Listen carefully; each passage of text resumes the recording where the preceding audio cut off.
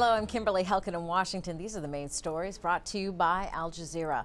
Former British Prime Minister Tony Blair says he has, quote, no regrets over taking his country to war with Iraq. Blair was appearing at a British inquiry into the 2003 invasion, where he was questioned for nearly 6 hours. Well, outside the inquiry, more than 100 protesters gathered to demand Blair face charges of war crimes. The crowd included family members of British troops who were killed in the Iraq War.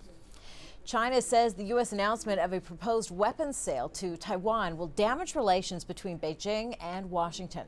Earlier on Friday, the Pentagon notified the United States Congress of plans to sell $6 billion worth of weapons, helicopters, and anti-missile defenses to Taiwan. Beijing considers Taiwan a breakaway province of China. Israel has submitted its reply to allegations of possible war crimes during its military offensive on Gaza last year. The Palestinian Authority and Hamas, which governs Gaza, have also submitted responses. The UN investigation, which is carried out by South African Judge Richard Goldstone and was published last September, accuses Israel and Palestinian armed groups of targeting civilians during the 3-week war. The content of Israel's response is not yet known. The U.S. economy grew by an annualized rate of 5.7% between October and December.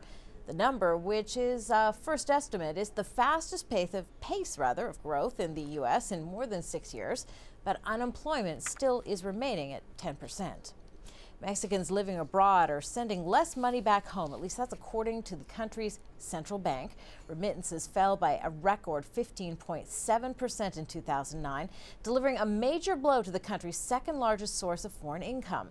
The central bank president has attributed the drop to a weak economy and unemployment in the United States. Well, Toyota says it will start telling millions of customers next week how it plans to fix an accelerator pedal problem on 8 of its most popular models.